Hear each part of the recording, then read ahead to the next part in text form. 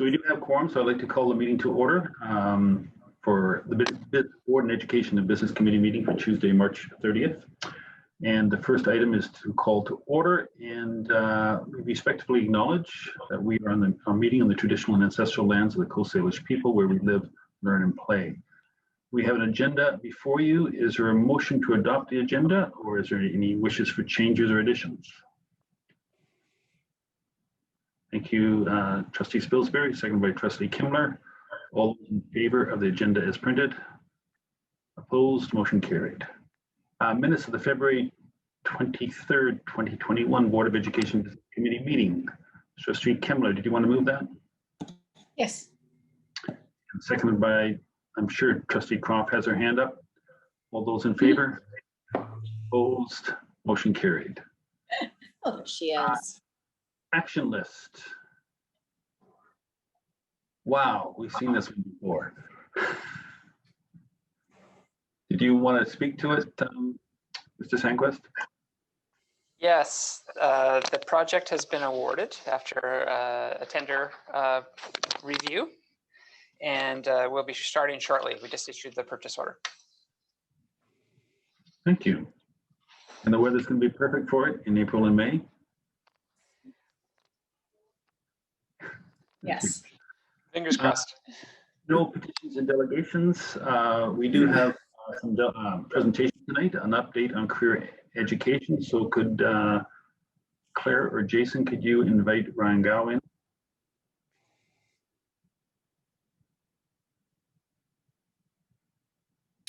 Hi, Ryan. Thank you for joining us tonight. Perfect. Thank you for having me. So I'll just, I can share my screen, Jason? Is that correct? Give it a try. If not, we'll pass you some criteria or some host. Oh, here we go. Authority. Let's see what happens here. Oh, you can see my desktop. Can everybody see that? Yes. Yes.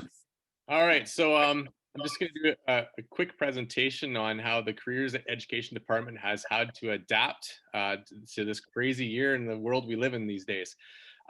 So in the bottom left of the screen and the top right of the screen, you'll see that we were building gravity cars out in the cold in December. In the bottom right of the screen, you can see that we were doing a socially distanced, masked Pro D events with various teachers throughout the year. That's just one of them. In the middle, up and upper middle, there's a picture of our students working hard through all conditions in the snow there. And the top left photo is a photo of all of our students that are, it's exciting. These guys are, all three of them are getting their Red Seal. So these students started with us 4 years ago, and they are all getting a Red Seal in Rackham this year. So our youth train and trades programs are going really strong despite COVID. This year was a strange year. We had less seats at the post-secondary. VIU restricted our seats because they could only have so many in their classes because of health regulations. So we lost a third of our seats right off the bat. But we were able to pivot really fast. So we were very lucky. We had a really strong youth work and trades program. So that's the apprenticeships within our community. And so we had a whole bunch of students this year jump at seats that we were able to scramble and gather in carpentry, electrical, and automotive. So an apprenticeship class is a class that would be for students that have minimum 500 hours of work with an employer and are a trained journeyman. And then would go to school for 7 weeks, 7 to 10 weeks compared to the 7 to 10 months in the other program. So it was a fast and quick pivot we made. Another thing to note is this year was the first year that the Ministry of Ed is not funding that transition year. So they have to be school age to actually, they can't be, the year after grade 12 is not able to be sponsored. But despite all those things, our numbers are still quite strong. We pivoted and the kids pivoted with us. Another exciting thing we've done is this year we have 82 new youth apprentices presently. So that number is massive. And we had a lot of those numbers starting last summer and going into the fall. And we have 15 more pending. So we have 97 new apprentices so far this year. So we're on that. COVID has not really slowed us down really much, but that is really the whole team of the careers team, because that's a lot of new relationships built in the community with masks on. So it's been tough to make those relationships, socially distanced with employers. We have $51,000 in checks coming to students. So 51 students are getting awards this year. So that have the 900 hours and had a B+ average. And there should be about 20 more $1,000 checks coming as well for students that were missed last year due to COVID. So that's pretty exciting. So that's like, in past years, we usually had around 40. So it should be almost, if everything goes well, $71,000 this year. So the numbers, you guys are right in front of my screen here. But anyways, this year we had 86 students participate in youth training activities. So that's the training. And so and that despite COVID, that's still a strong number. When I talk to my colleagues in the other areas, their numbers are not nearly as strong. We got a really good thing going, and everybody knows about it, about our programs. Our youth, our trade samplers are down a bit this year because VIU did not offer a trade sampler, so we're down to one class, so that's why we're at 30. But our dual credit non-academic are quite high. As a normal number, we had 205 students affected by that this year. Oh, you guys are right in my way. And we had, that's a typo. We had 82 as of today apprentices in the youth training trades, and we have 319 students affected in the trade samplers. So that's when they have they do 3 trades in the high school. And then our work experience numbers are going strong in our community despite COVID. We have 168. So we'll be at that 216, that 2018, 2019 level. Overall, we have over 1,000 students affected by the career education department and taking one or other courses. So pretty banner year despite COVID, really. Oh, what's going on here? I can't, next slide. There we go. I shared this slide, I think a similar slide in previous presentations. This basically goes over how the careers department affects the whole school, the whole school district, K through 12. Even though some of the things we didn't run this year due to COVID, such as the RCMP camp or the firefighter camp or some of the Skills Canada stuff. However, we were planning to do all these things right up until the event, basically, and then COVID restrictions happened, or it was deemed not safe to do so. But everything will be a go, and for next year. This year we had 2,253 elementary builds, and this was a real plus during COVID. We've been trying to get the teachers more and more engaged to do it themselves, the builds in the classrooms. And these builds are not just a one-off build. They have a whole bunch of pre-learning, which is cross-curricular to other science and math lessons and whatnot. And then and some units afterwards for the teachers to work on with their students. But because of COVID, we tried not to be in the classrooms more than one adult in the classroom very much. So 90% of the classes were done by the teachers just themselves. And we met with the teacher beforehand, before school, after school, during lunch, to train them how to use the tools and to do the build.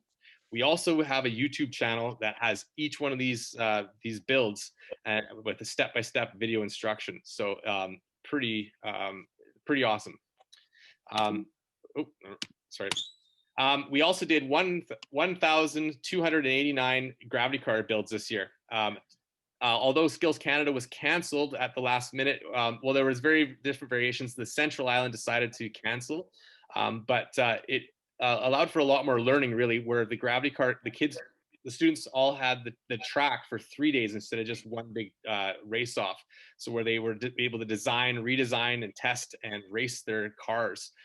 So I expect next year the Cowichan school is going to be very, very strong, and we might even move forward and let them have the tracks more and more in the upcoming years.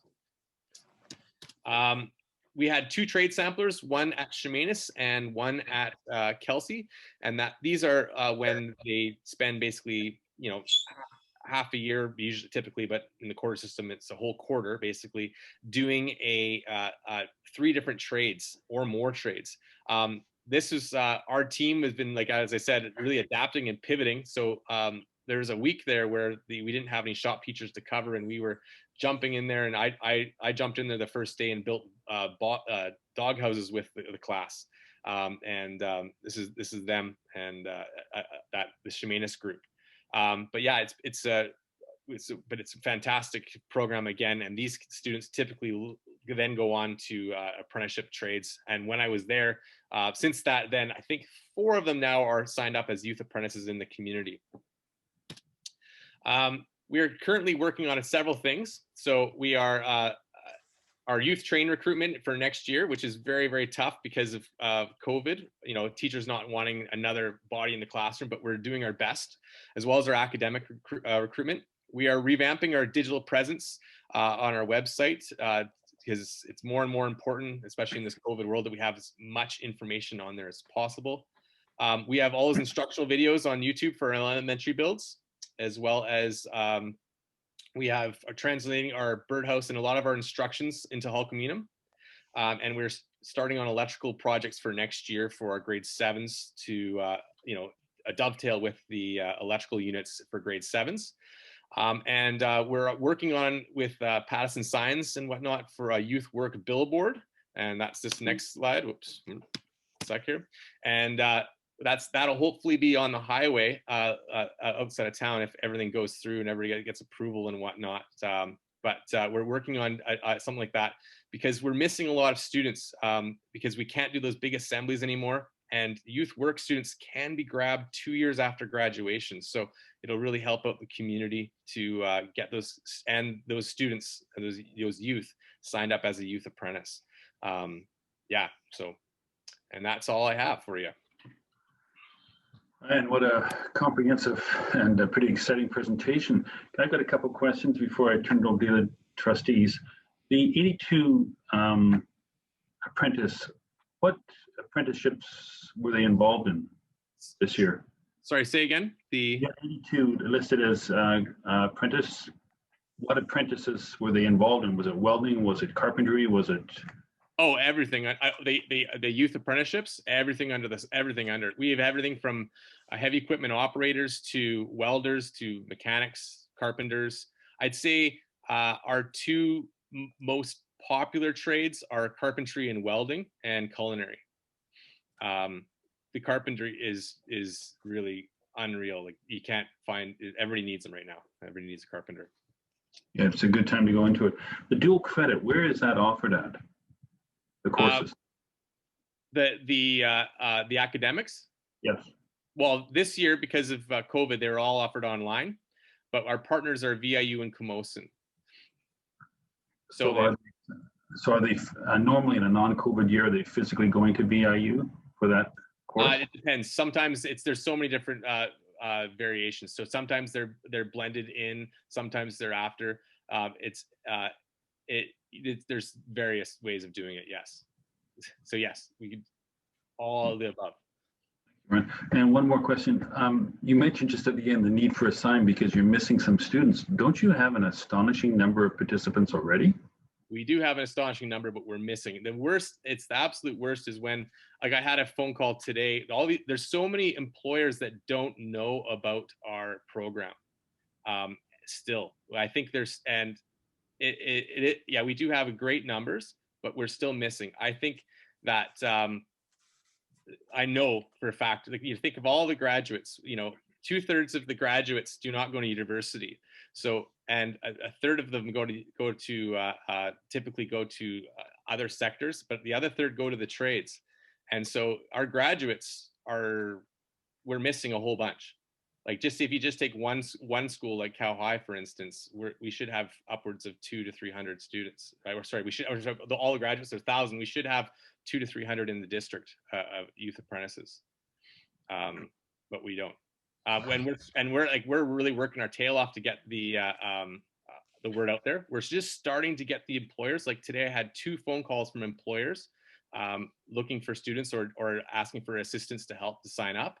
But that's what we need to do, is really get the word out to the employers, as well as those kids that didn't pay attention and in their graduating year and that year after grad, and they are now working in the trades.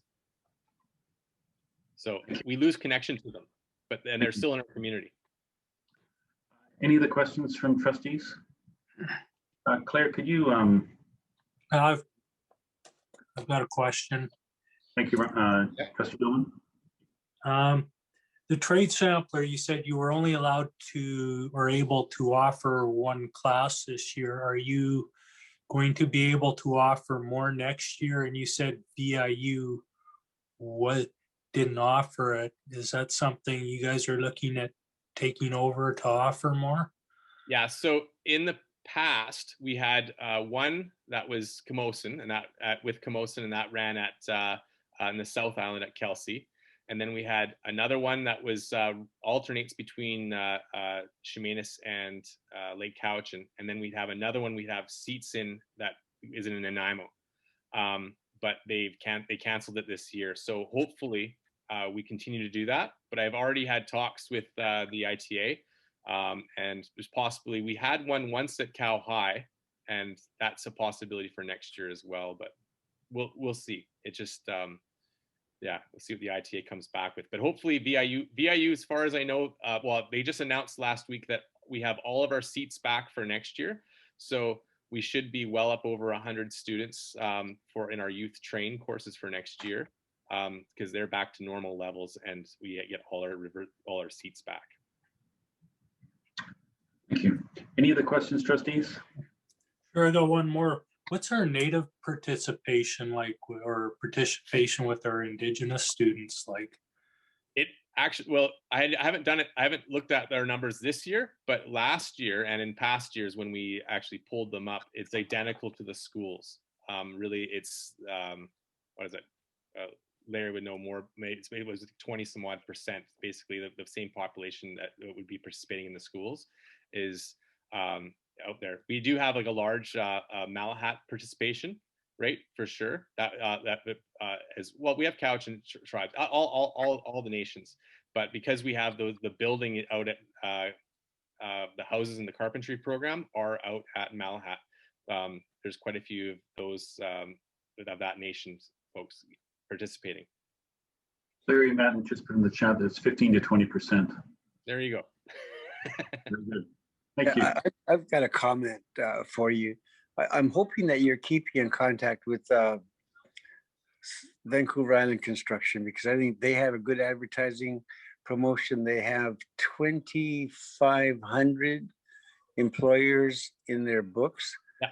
And I think you can extend your trades apprenticeship because they offer a lot of trades training yourself, particularly at Camosun. So I'm really glad to hear Camosun's name mentioned. I think you guys are doing a great job.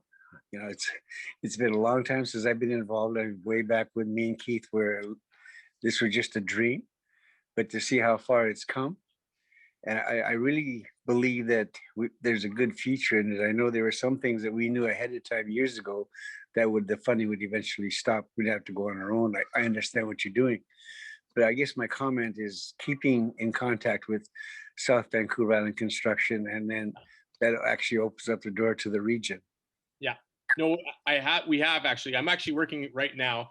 I've partnered with Promac as well as the Construction Foundation, and we're working on a deal to get Cow High a brand new, new to them. They've never had one, CNC metal milling machine. Because Promac wants, they are really desperate, and a lot of our local industry are really desperate for machinists, and there's no machinist training on the island. So we want to have that base knowledge taught at the high school, and both Promac and Duncan Ironworks and various other mills need machinists.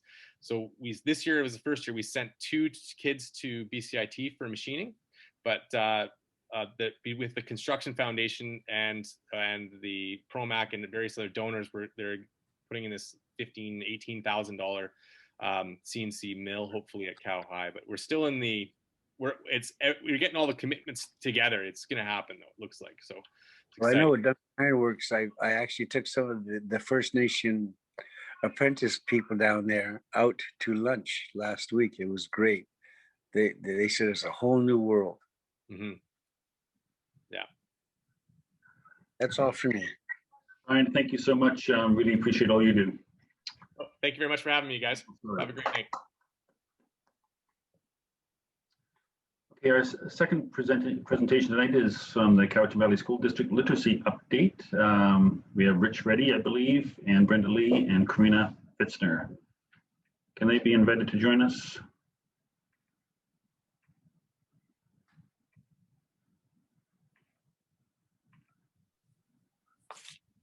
Hi, Brenda. Hello. Thanks for having us. Unfortunately, I'm sending apologies from Karina Fitzner. She is hosting a communicating student learning session at the same time. So she has helped us to prepare our session today, but unfortunately is unable to be here. So I'm looking for Rich, who has our presentation via PowerPoint. I'm hoping you can see that now. Can we see a PowerPoint on the screen? You can? And we can hear me. Wonderful, wonderful. I Tsquaya, Kwanasilum Nama. It's good to see everyone today. Thank you for the opportunity to highlight some of the work we're doing around foundational literacy in our district. As Brenda said, this work is a team effort between Brenda Lee, myself, and Karina Fitzner. And Karina sends her apologies because she is in a pre-booked session. For some time now, we've been hearing from teachers and informed by district data about gaps in reading proficiency as students move through our system. And when we couple this groundswell of interest with current evidence-based approaches to reading instruction, we feel we're at a pivotal point to use the actions that are set out in our guiding strategic plan to make a difference for our students. Really, the time is now for us to roll up our sleeves and involve everyone to make this a reality as our students continue on their journey of lifelong learners and becoming educated citizens. So the following information that we're presenting is part of what we'll be sharing with principals and vice principals next week as we ask them to be champions of literacy at the school level. I'm going to turn it over to Brenda, who will share some foundational information with you. Awesome. Thanks, Rich. All right. I'd actually like to start with a little bit of a story. So when I was in university, I kept being the girl who'd put my hand up and ask, when are you going to teach me how to teach them how to read? And the response that I got was always similar, and it ended up being something to this tune. Oh, Brenda, all you need to do is read them beautiful picture books. And when you read them beautiful picture books, they will become readers. As I heard that answer, it never sat right with me. I continued to press a little further. Okay, well, there must be a few key ingredients that we can pull together to teach children how to read. No, Brenda, there is not a recipe. There's no recipe for teaching children how to read.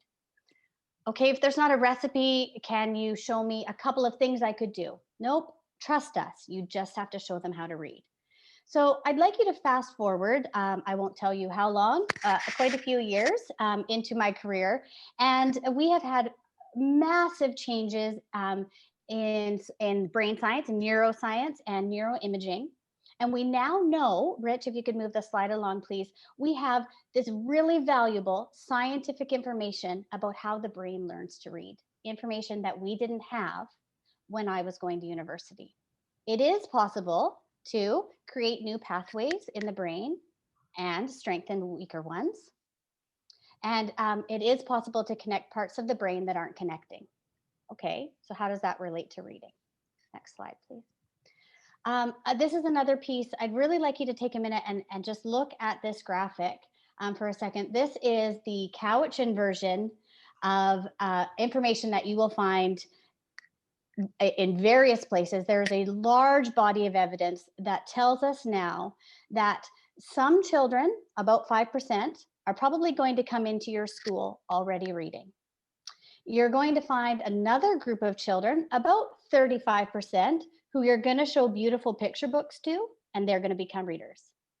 We also know that there are the rest of the children, which equates to approximately 60% of those kids, who need explicit and systematic instruction in reading. And if they don't get those pieces, no matter how many beautiful books you show them, they won't become proficient readers, which just, as we know, is unacceptable. That just isn't what we're in this business for. And so as we're moving along in these slides, I want to just pause for a second. When I say systematic and explicit instruction, I don't want anyone to think that I am saying to teach a child to read that we need to drill and kill them. This isn't about putting kids in rows and making them repeat the same sounds or repeat the same phonics lessons over and over and over. That is one piece, along with showing them beautiful picture books and encouraging a joy of reading that creates a proficient reader. Next slide, please. Oh, All right. There you go. there we go. So this piece here, this slide was the answer that I was looking for. We know that there is a simple view of reading that teachers can tag into so that when they know all of the components for what makes a reader, they can actually support their students to become proficient readers, no matter who they are, no matter their experiences that they're coming to the classroom with or without, they can read. So without going into too much detail on that, we know that I just want to talk about this slide for a second.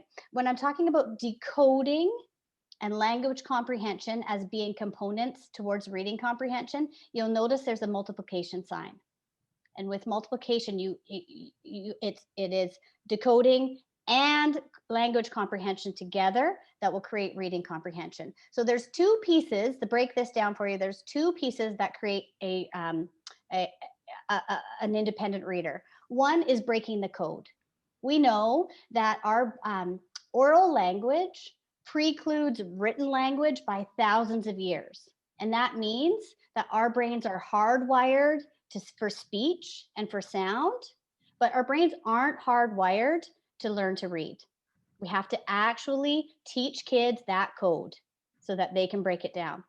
So that's one piece of this puzzle. You have to also add into that, though, vocabulary and an understanding of the language in which you're wanting them to read. Because if you can just break down that code, but you don't understand any of the words that you've read, you don't have reading comprehension. Just the same as you can have language comprehension, you can really understand when someone else is reading to you, when you're reading with them, when they're reading it. But unless you know the code, you cannot become an independent reader on your own. So this is information that we want to make sure that we are sharing with all of the teachers who have had that same experience as I had when they were going through university. So you might think, well, Brenda, maybe you just weren't picking up on the pieces they were telling you in university. I was over at VIU last year giving a presentation on early literacy. And I said to the class, no shame and no blame. I just want to know where you're at. So I'm going to say a word to you. And if you've heard it before, I want you to put your hand up. And that word was phonemic, or it was a phrase, phonemic awareness. There was one pre-candidate teacher in that entire program, they were going to be entering our system the following year, who knew what phonemic awareness was, who had heard that word before. It's a key component to teaching children how to read. So yeah, we now know differently than we did when I was going to university. And when we know better, we can do better. Can you move to the next slide, please, Rich? Did I steal your line? It's such a good line. It's a great line, Brenda. I know. It is a great segue. into this next piece. And we're titling this The Independent Reader. And these are the critical components that are necessary to become that independent reader. They're based on research, they're based on science, but they're all hugged around by that foundational oral language component. And that, that understanding that oral language is the beginning and it precludes, as we said, the written language by thousands of years. The phonemic awareness is that learning and manipulating the sounds in spoken words. And when this is explained to me, because I'm, been for many years an intermediate teacher, and I heard phonemic awareness, and I said, there's what? There's 44 phonemes? What are you talking about? And I didn't know. I do now. But these are you could teach this in the dark. These are the sounds in spoken words. When we talk about phonics, that is the relationship between written and spoken letters and sounds. And these are these building blocks and critical components. Fluency is that ability to read aloud with speed, accuracy, and the appropriate expression. And the vocabulary is that understanding of words. So now we're branching in, and when we looked at that simple view of reading, into the language comprehension and the context. And then comprehension is that learning to understand the meaning of different texts. And when we say texts, it's not just that book that is open in front of us, but also digital texts and other things that, in this case, that we read. So this graphic, these critical components are out in the literature in many places. You see this if you go to any district website and look on their reading information site. We'll see this. But this graphic has been kind of developed in Cowichan here. We're just messing around with some of the layout of it and some of the wording, but we've taken it and kind of made it a Cowichan graphic. When we, as Brenda said, when we know better, we need to do better. And the following initiatives that we're going to talk about for a moment are designed to be transformative and sustainable by building understanding and strengthening practice of everyone through a collaborative inquiry model. And when I say sustainable, it's really important that we think we're thinking long term. We're thinking the long game. Our strategic plan, as we know, is we're 3.5 years left in it. And I almost guarantee, we were talking to some teachers today, that after that, the foundational aspects of literacy and numeracy, I hope will still be in it. And so these are our foundations for a long time. So it's not just a one and done, here you go and walk away. Our initiatives and approaches are designed to be sustainable over time through various methods. I'm going to let Brenda talk a little bit about some of those, and then I'll come in near the end. I appreciate the phrase that you used, Rich, that you said it was strengthening practice. Because one of the pieces that we do know is that this isn't new news to all of our teachers. I would say that the majority of our teachers at this point have a really strong basis in many of these areas. And as all of us can always go deeper and always learn more. So I like that you're using the phrase strengthening practice, just keeping that in mind. So we have a few, as you can see, a few different ways. This isn't a conclusive list of the ways that we're supporting this initiative. It really began a bit organically with some informal networks that were created through pockets and those expertise that I was just referencing of people who wanted to have conversations about how to teach kids how to read. So those informal networks began at both the elementary and the secondary level.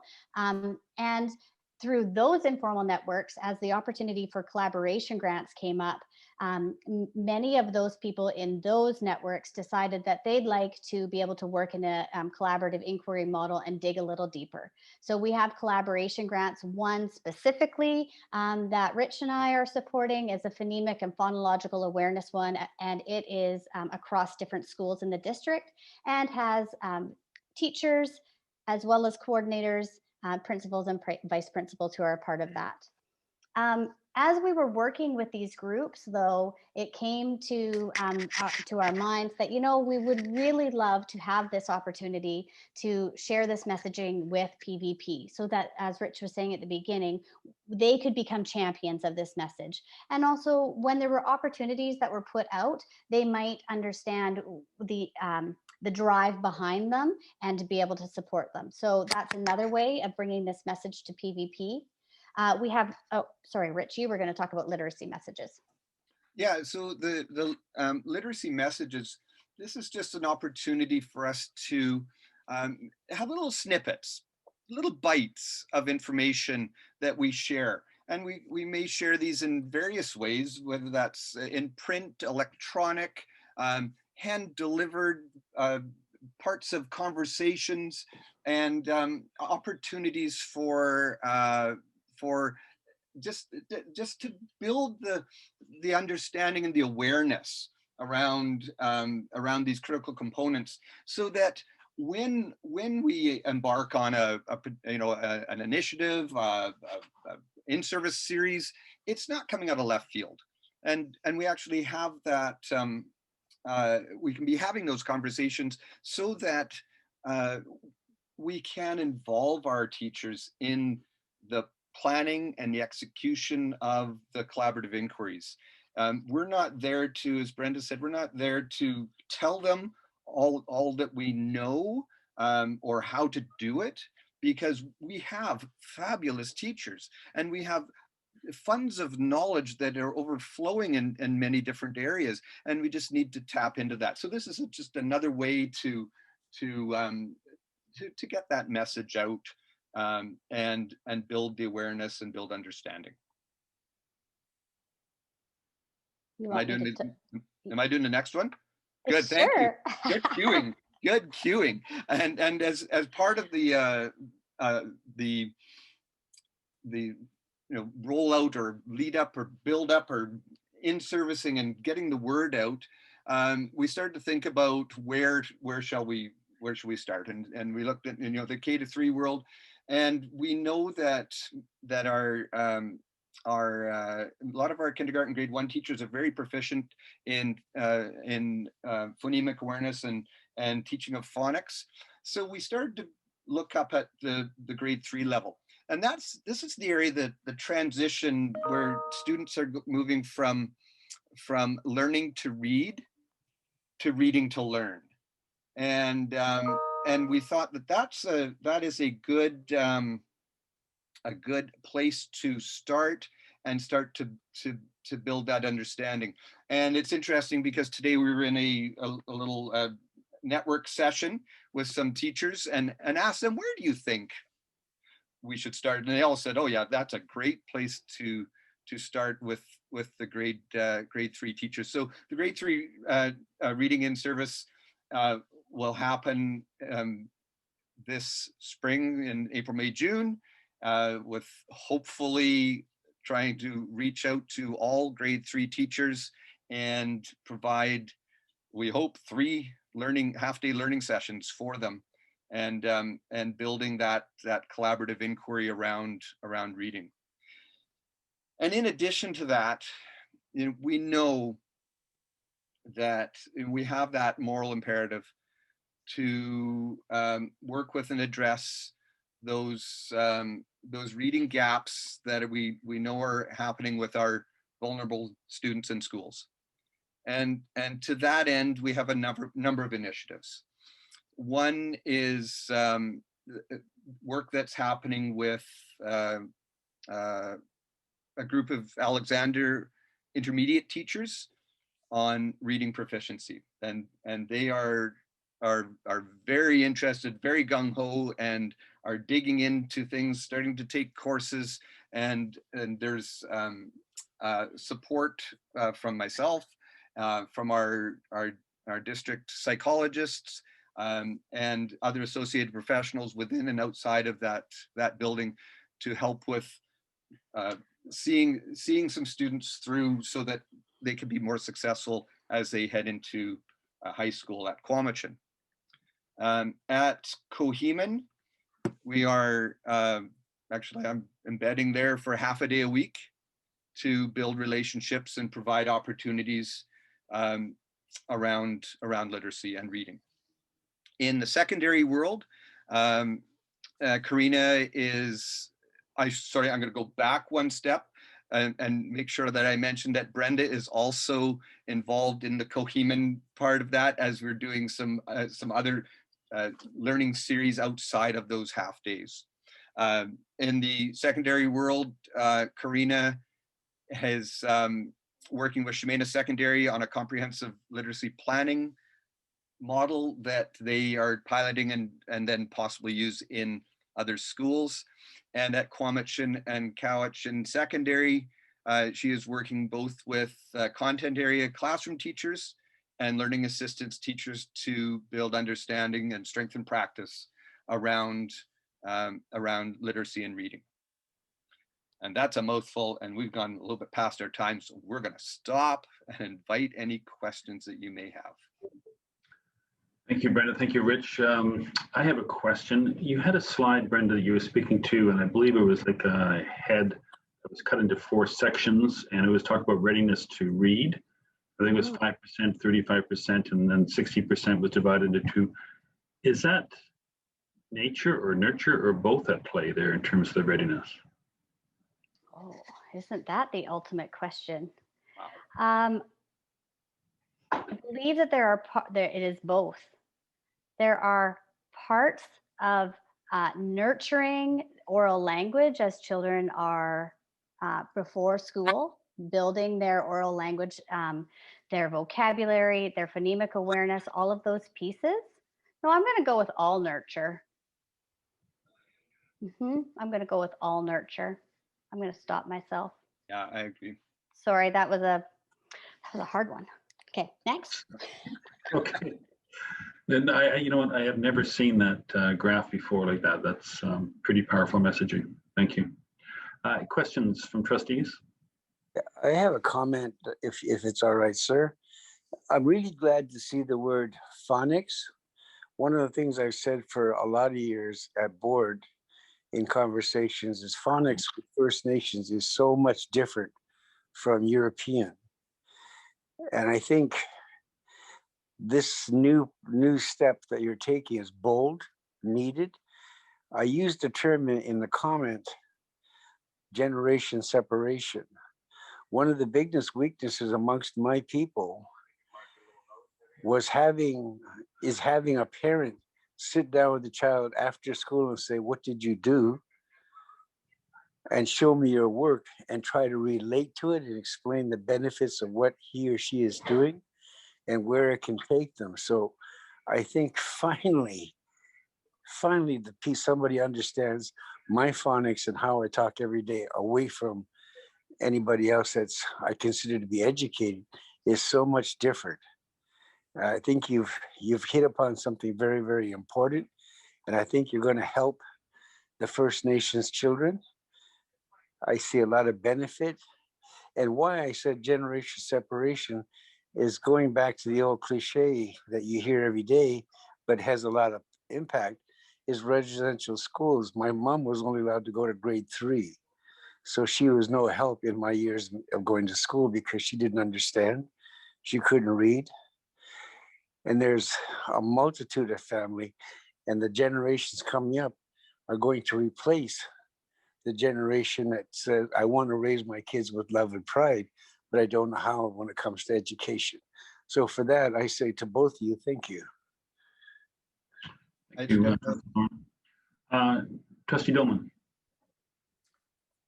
Are the universities changing their tune on training teachers or up and coming teachers how to read, or are they still stuck in the same old, well, this is the way you do it? I've been invited over to VIU on numerous occasions and connected with their reading teachers about their approach and what they're teaching. And this body of evidence that is growing around these 5 critical components is moving throughout the education system and to the university level. So as I was talking last year, with that class that didn't know phonemic awareness, I had a conversation with the professor and we looked up some stuff, and they shifted what they were doing in the classroom. So I do think that things are changing. There are known things called the reading wars, and sometimes that's a difference between whether or not we're talking a balanced literacy classroom or we're talking explicit instruction, and you could go around and around and around on those. But the growing body of evidence is showing that these 5 critical components are key for reading instruction, and our universities are coming along board, the same as we're coming along board with this new evidence. And how long do you think it will take our grade 3 and those sorts of teachers to get up to get everybody up to speed? It's a great question. I don't think there's an easy answer to that one. But what we have often, when we whiteboard this, we look at cycle and making it cyclical, so that it's not necessarily the learning sequence for and the learning experiences and the collaborative inquiries doesn't necessarily go along in a hard sequence like this, because next year the grade 3 teacher may be teaching grade 1, and the grade 1 teacher might be teaching grade 4. We move around, and there could be new teachers coming in.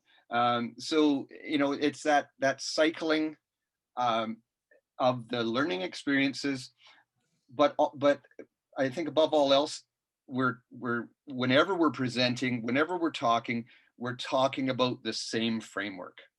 The same framework is in place regardless of grade or age. Those same components are necessary and in place kindergarten through into adulthood, and it's just the context and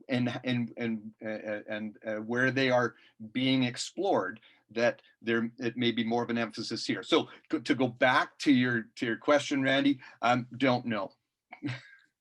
But as we, we're working hard over April, May, June to really catch as many grade 3 teachers, because that's where we've been asked to work with, and do it in a way that honors their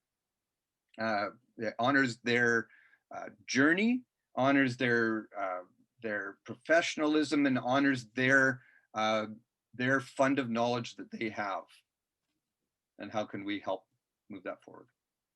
If I could add to that, up to speed is an interesting phrase, because in learning we can always go deeper. And so if you're talking about we've shared the message with all the grade 3 teachers, that's a faster process. I have yet to meet a teacher that you share this evidence with that says, "Oh, I don't believe that." So that part's pretty quick to get people on board with the 5 critical components. But we can always go deeper. I know this much, and there's this much to know. So you can always continue to learn. Thank you, Trustee Spilsbury. Thank you for the presentation, and thank you to all 3 of you who are working hard at this endeavor. We certainly support the fact of trying to move our literacy levels higher within our classrooms. What I'm wondering is, and I guess it's probably following on Trustee Dolman's questions, is how will you know when you get there? What sort of base are you using to determine what you're doing is effective? That's a great question, Candace. And as we know, one of our strategic plan actions is a review of district-wide assessments. So currently we have 3 main assessments that we use: the early success screen, the DART, which is the reading assessment, and the district-wide RITE. And those are still being used, but we are embarking on reviewing those so that we can ask those questions. What do we want? What do we need to know? And how are we going to find out what we need to know? And that will inform. Certainly, we had this discussion, Brenda and I. Do we add that into our presentation or not? But I'm glad you asked it. What we're doing and what will happen with those particular reviews will help to answer those questions of where we start and where we're going, and what are those measures that we can have in place that and the protocols in administering them, so that they're valid and they're measuring what we want to be measuring. So at present, that's what we have. We have those 3 district-wide ones, and of course we have other indicators, such as for validity aside or not, some FSA stuff, and we've got report card data that we can use in some respects. But you're quite right. That is the question. How do we know? And I think one of the other indicators, I mean, everything is a story. All data is a story. And one of the other indicators as a story is, and I'll use the buzzword of street data, but are those stories that of success, those stories that of the real people, of the real learners, and those learners, those are the ones that touch our hearts. Those are the ones that where we start to accumulate those stories, and that adds to it as well. 2 sides to it. So we got the quantitative and the qualitative. I don't know if that entirely answered the question. Brenda, would you like to add anything to that? I think you did a lovely job, Rich. Thank you. You both did a lovely job. So Brenda, Rich, thank you so much. And up next we have our superintendent and our district communications officer, Mike Russell, and I'm not sure how they're going to top the last 2 presentations we've had. So thank you so much. Thank you for having us. Thank you. Don't want to put you on the hot seat, Superintendent Gray or Mike, but pretty compelling stories that your staff just provided us. So thank you so much. Well, absolutely, and I thank them greatly. I think both presentations certainly showcases what the quality professionals we have in our district who are doing extraordinary work. And of course, myself and Mike, we don't have any pretty pictures today or some uplifting PowerPoints, but we will in the future. So, but this is just the starting point. And what we wanted to share with trustees today would be the fact that we are gearing up for next year. We are very cognizant that we put together some district programs this past year in a, I'll say in a, not a harried way, but in a hurried way, in terms of offering alternate programming for a number of families who wanted something different. And we are cognizant that we created 3 temporary programs. They were the Inquisitive Design and Technology program that we have coming out of Drinkwater for our intermediate learners. We have the Mill Bay Blended Clan, which is a K-7 blended program as well. And we also put together, as you know, the Distance Learning Virtual Classroom program. And that was after the Christmas season, and that was the Remote Learning Transitional Program. But in addition to those temporary district programs that we put together, we also have 3 programs that were running out of the Grove, and that was the Blended Distance Learning Program. We also have the At-Home program, and we also have another program called Swallowtail. And I'm not even sure if the board knows of that particular program, but all of them are alternate programs that are exceptional in nature. And we know that we need to highlight them. We need to broaden their public face out there, because we do know that as we work toward next year, September 2021 and 2022, we want to also be quite competitive in terms of how we promote these programs to our community. We do know that maybe some parents may be keeping their students at home during these very challenging times. But what we are doing, we're working in detail with all of those program leads in terms of what are we going to be doing in the next month to, number one, promote them initially and have our families actually choose particular programs. But also this is a bit of a kickoff, an initial kickoff in terms of how do we promote Cowichan Valley School District in general as the place to come and learn and be. And so that's a bit of the frame right now. And I know that Mike is going to share a little bit more detail around what I've actually shared with the board today. And again, we'll have something that's a bit more formal later on, but we wanted to share with you our beginning work. Mike. Thanks, Robin. It's a great way to frame the conversation. So we are starting, like Robin said, a bit of a marketing program on these few programs, and it's sort of the proverbial putting the cart before the horse, because we need to do this to get our enrollment and our registrations up in the programs, and to do that in a way that's going to meet a certain timeline. But there is a larger plan at work to market the district overall. So these pieces will play an integral part in that, but it's certainly not the full spectrum of what I'm looking at for a very robust marketing plan. So what we have for these programs at the forefront is we know that there's multiple ways that we can engage our communities, our audiences, and the people that we're looking to bring into these programs. They are very specific programs, and they're going to attract a very specific type of family or learner to them. So we've done sort of three different things that we're going to do with this. The first thing is each program is going to design a brochure.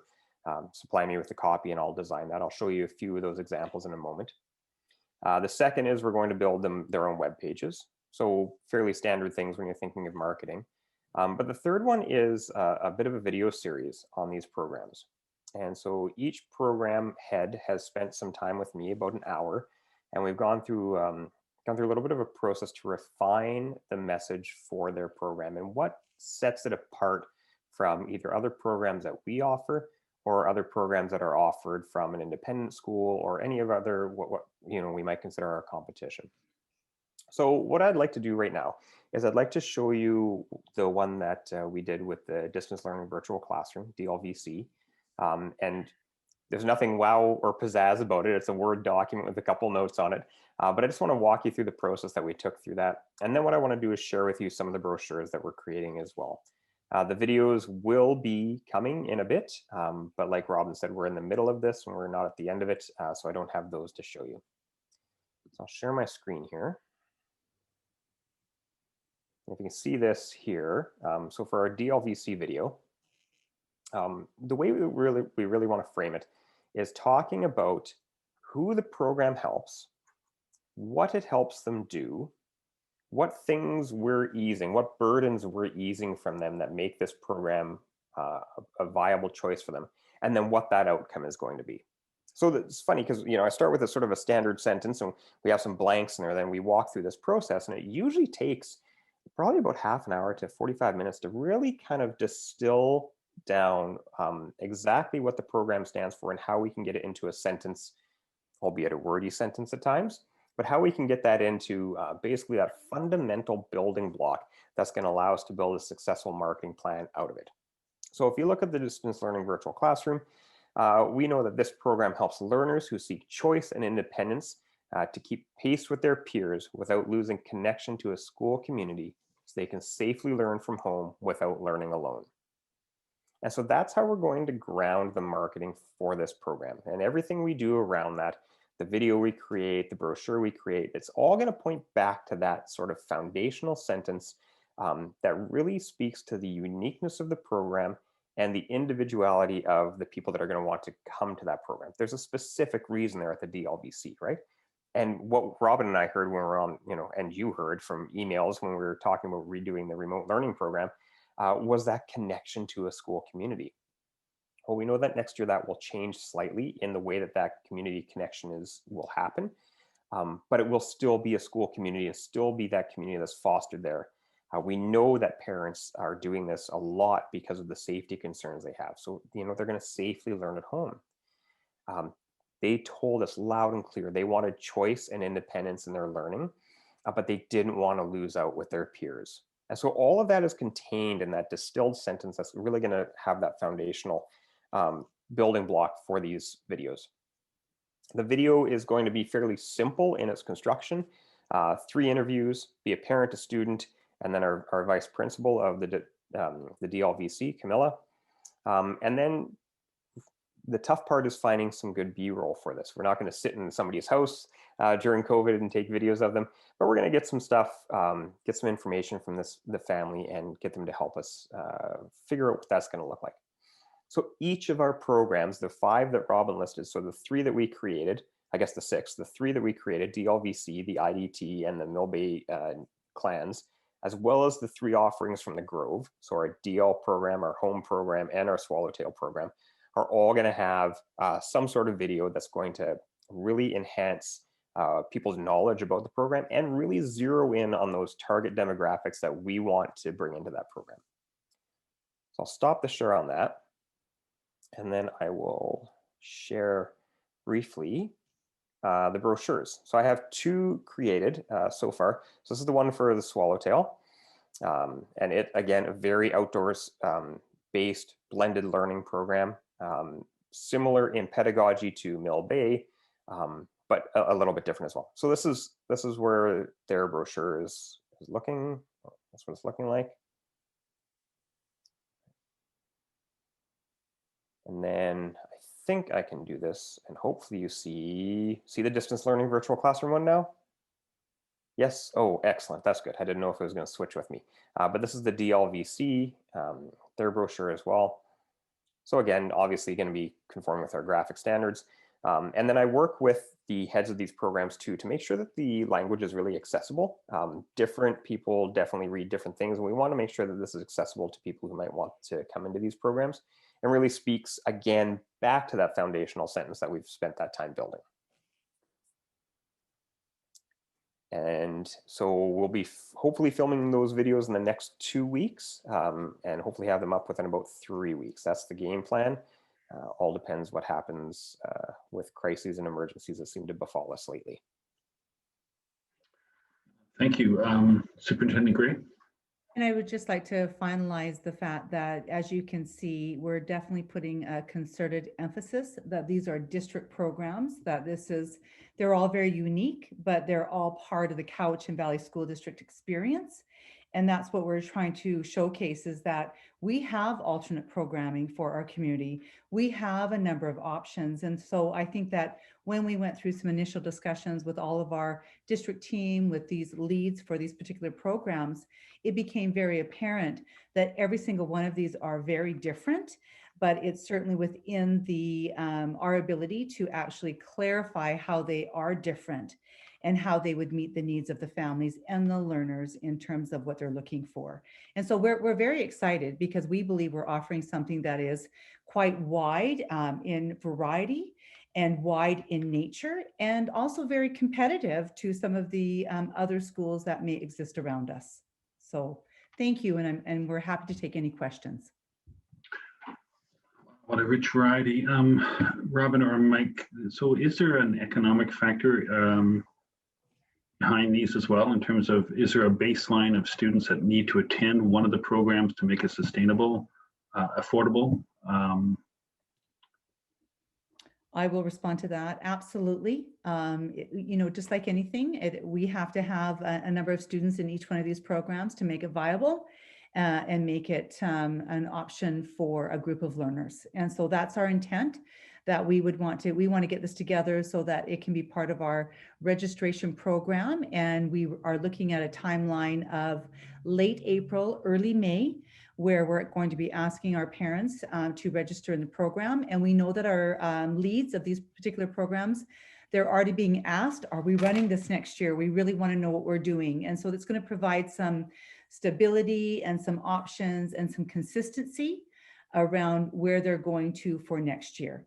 Because I think that we're cognizant that we are in a pandemic and things are changing, and we're very optimistic around a vaccination program rollout in the very near future. But we also have to look forward to what's going to happen with our learners and how do we address their needs, because I think people's lives have changed a bit. And so we do know that there are components of our community out there who will still continue to work from home and want the option of actually having their students learn from home as well. So yes, we do need to have a number of learners in each one of our programs, but we feel very confident around the majority of these programs that they will continue to run. So as you're presenting, my first thought is that this may have a significant impact on our grade to grade transitions as well as our future graduation rates. If you have so many alternatives for engagement of students. Is that an accurate reflection? Is that a long-term goal?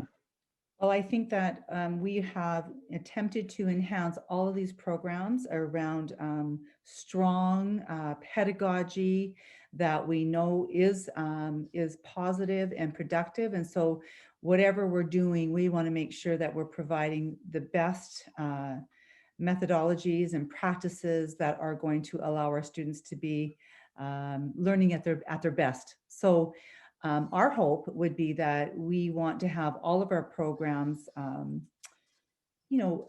do the best by the learners and the families, and they're accessible as well. So in all of these programs, we need to provide access, but I think it's also a bit around student choice and student voice and family voice and choice as well.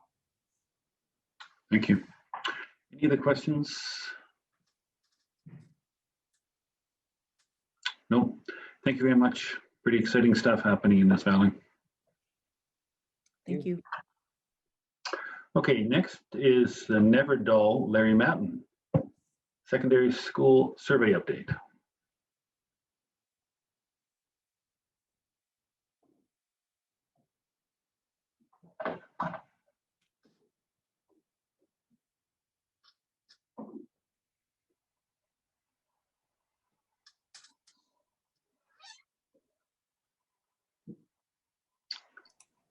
Never dull.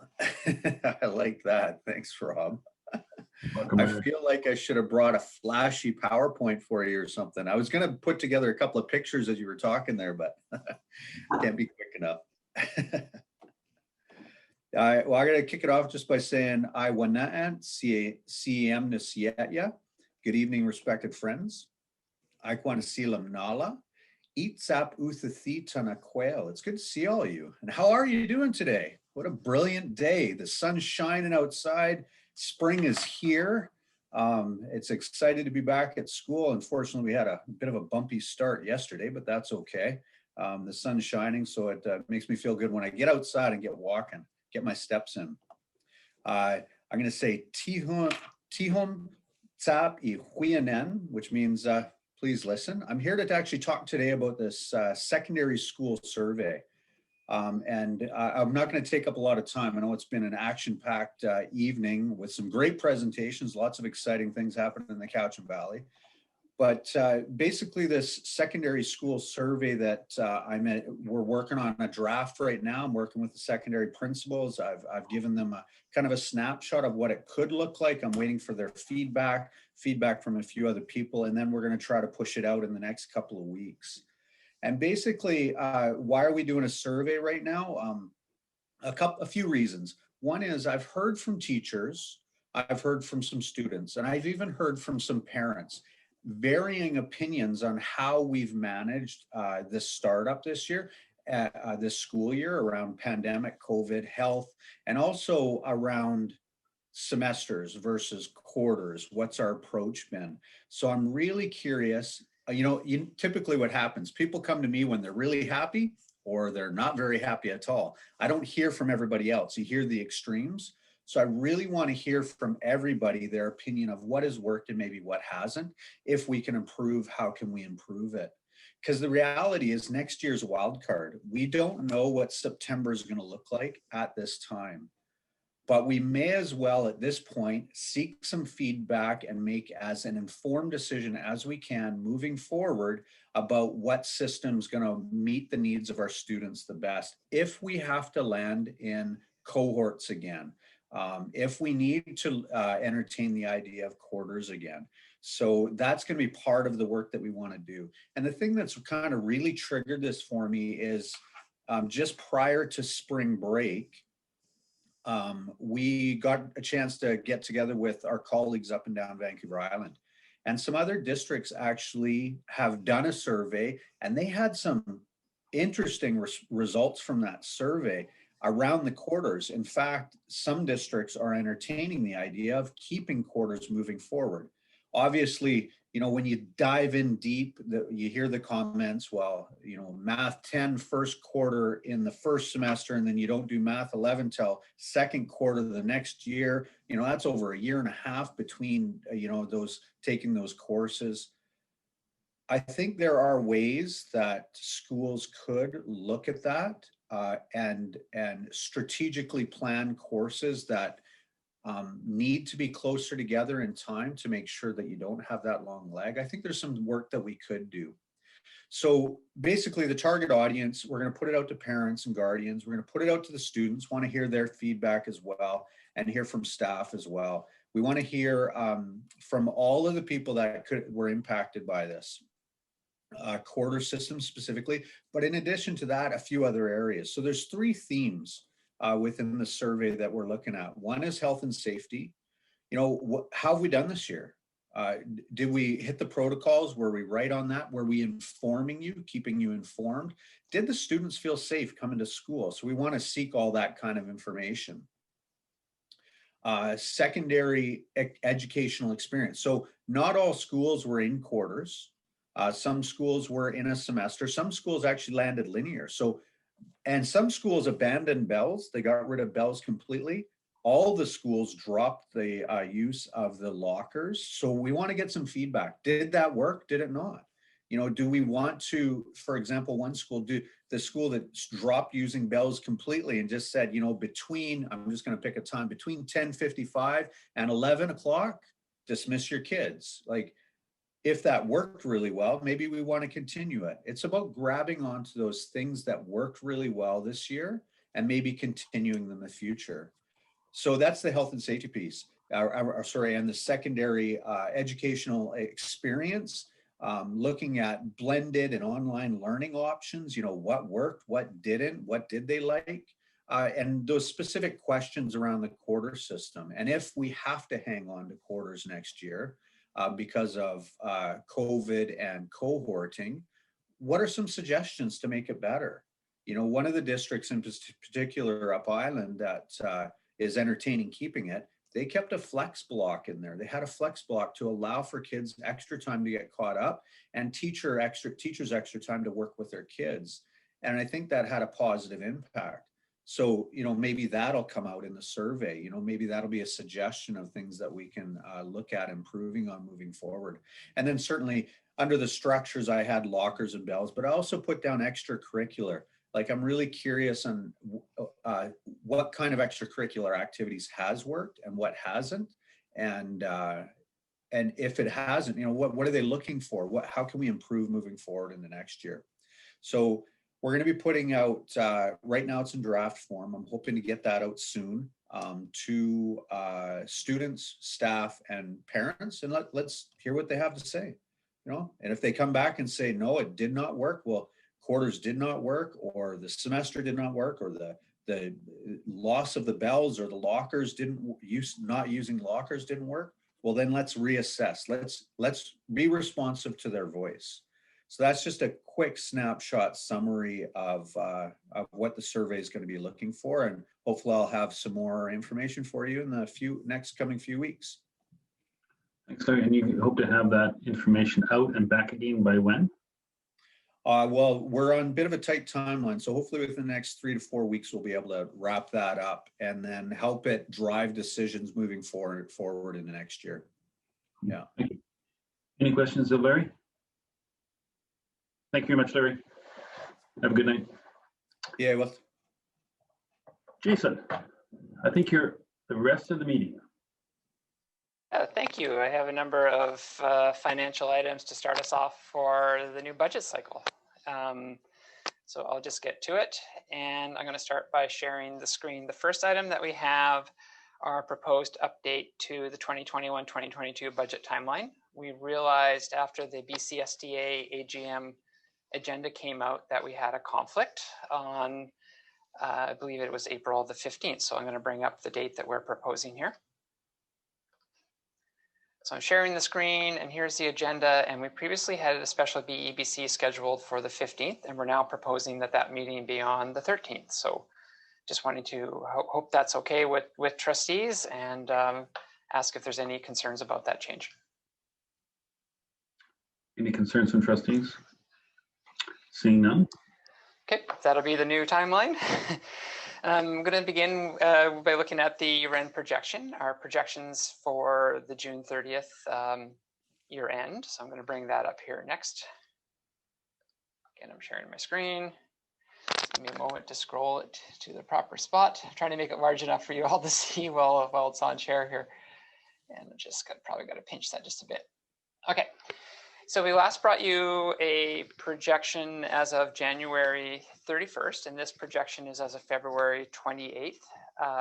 What it doesn't show us right now is the February count on the provincial grant. So we are expecting some additional funds to come in off the February count, but they haven't been announced yet. So we haven't included it, but there's a possibility that this number will change by about $300,000 based on our estimate. Sort of looking through here, we are about 63,000 currently behind on our ISP, international program revenues. Miscellaneous revenues are coming in very close, as our transportation, which is related to the international program.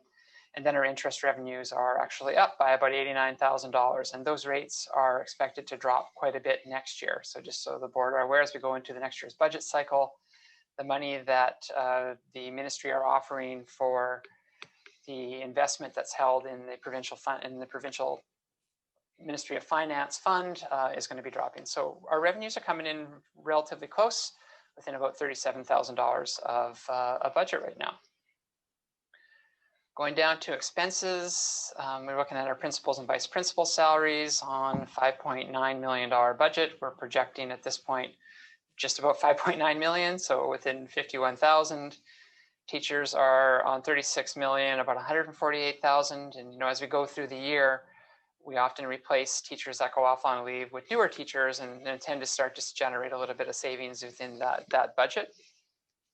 Education assistants were under by about 500, and clerical by about 200, USW by just over 100, and then exempt $9,000. One that we like to watch, as it's the most volatile, is around our casual replacement, illness and vacation. And right now we are just under budget by about $52,000, and that was after adding $200,000 this year. So that one's tracking well. We were concerned about what the effect might be on our replacement budget this year, and actually had put aside additional federal dollars from the federal grant to cover that, and it hasn't materialized, so those monies were redirected. And then the big one here, and some of these are targeted, and haven't brought in any surplus yet from it, but you can see we've only spent about 15% of our extracurricular department head and other in-service BC Ed plan money that's been set aside. So there's going to be more surplus generated from there. And as we're able to drill down into that, into future projections, we'll pull some of that into the year-end projection. When you're under budget on salaries, you're going to be under budget on benefits, about 187 on $15 million. So these are actually really not huge percents when you look at the total number of what we're basing it on in the budget. And then we look down here, our utilities have done very, very well, even with windows open for airflow, et cetera. We're looking at about $50,000 coming in under utilities. Just, I think it was a relatively warm winter, more than what we had expected. So we would be showing a surplus, again, not bringing in the new February revenue, of about 1.4 million, and we were about 1.5 million in the last projection. So we've gone down a little bit. But I think the next time when we have that February count and we look a little more deeper into our in-service, we'll be able to bring that number up a little bit. So that's an important number to watch as we go into our budget planning, as we can begin to draw some of that surplus into help balance the budget.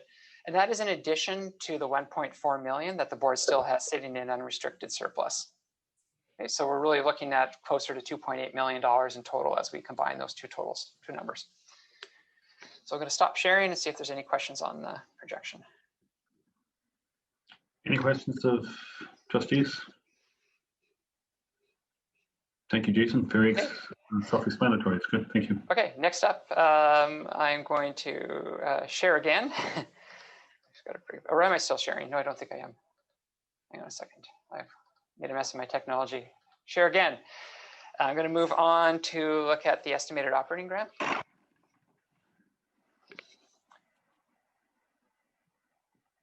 So this is the grant document that has come in from the ministry, and I'll have another spreadsheet which actually summarizes it for you. But what it does is it just, for information here, this is just going to show you how the ministry calculate the funding. There's been some changes to the funding levels that I'll review with you. You saw our enrollment estimates earlier. And really why this is here is just to show you that we have a September count, February count, and a May count with projections. And the total that's coming from the ministry is 84,440,911. And I'll move to where we actually explain this. And these are just other grants that, grant attachments that have come in that I'll leave. I'm not going to review here. They're here for information. They relate to our other funding for annual facilities grant and special purpose funds. Okay. So what's changed? The per pupil rate has gone up by 4.3%. So previously it was $7,560, and now it's $7,885, and that's a change of $325. But that's not necessarily all new money. So what I'll have another sheet that explains that as well. What's happened is we were previously receiving funding for wage increases that was outside of the per pupil rate. It's now come into the per pupil rate. So we have to actually reconcile backwards to see how much we actually received that was in addition to just funding for the wage increases. However, across the different factors, we have additional money for distributed learning, which is the first time it's changed in the last 2 years. So you can see that the board had written a letter indicating that they requested a change to distributed learning. Now the board had wanted that to be the same as regular instruction, but it has been increased. So I think that's positive that there is some additional funding now coming in through DL.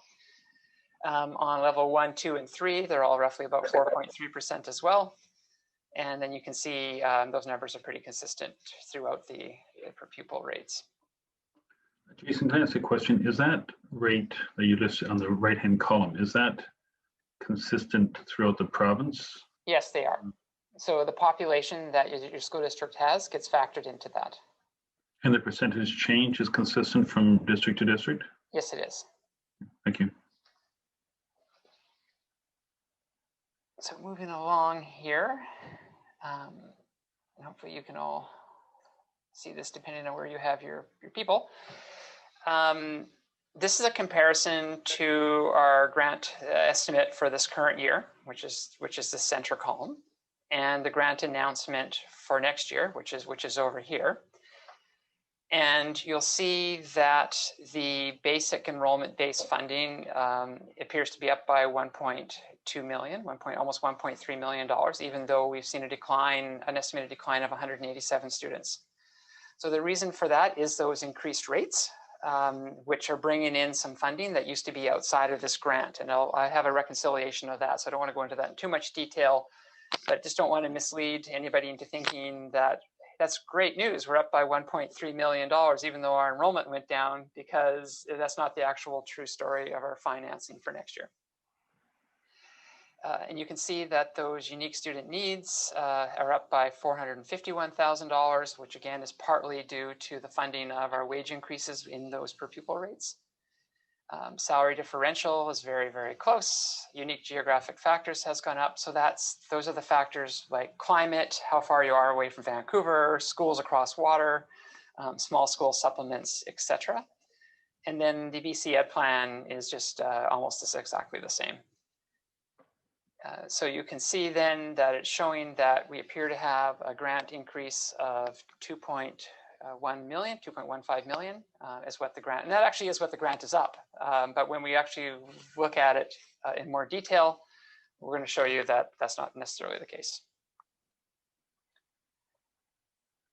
So a reconciliation of that grant, because we brought in a couple of things. So if you compare to the prior year, so going back here, you've got the figure here of what the grant is for this year that's been announced of 84,440,000, and you have last year's estimate of 82,286,674. And those numbers are reflected here to show you that $2.2 million within the grant announcement. But what they've done is they've taken the labor settlement funding and moved it in here. And they've taken the support staff benefit funding and moved it in here. So we actually see a comparative grant of a drop of almost $250,000. Why that becomes challenging is that we have wage increases of close to $1.3 million that are factored into our budget. And when we do some analysis to look at the $226 million that came into the system for wage increases, and we do our own analysis to see were we a winner or loser on that calculation, because they don't actually look at a school district's particular allotment of staffing or cost of staffing. They just look at it provincially and give it, distribute it on a per capita basis. And so if you're a school district that has a higher number of employees versus supplies, or higher cost of employees versus supplies, you might find yourself underfunded.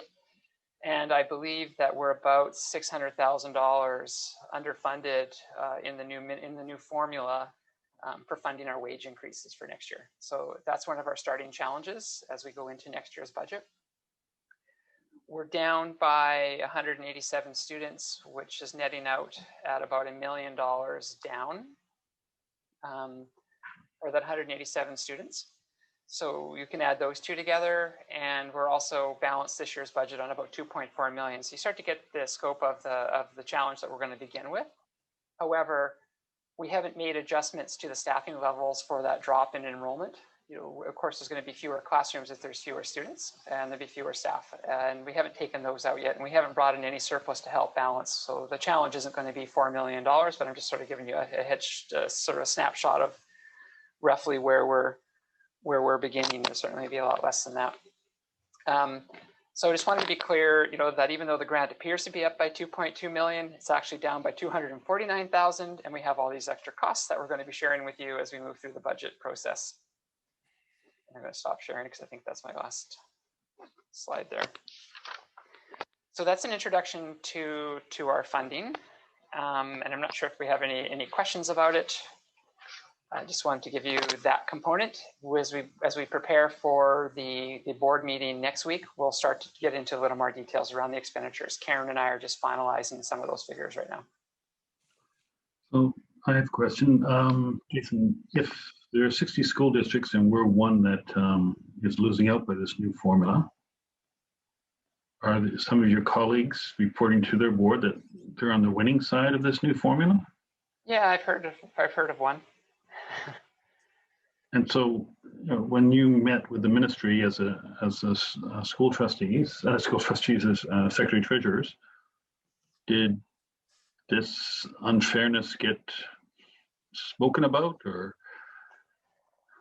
Well, it's really new. It's just a new calculation that we've just received, you know, a matter of during spring break. We haven't had a lot of time to really look at it. I've done my own calculation. I'm not sure how much detail other boards have done around it. Just, you know, but I wanted to test it after hearing a school district declare that they came out ahead.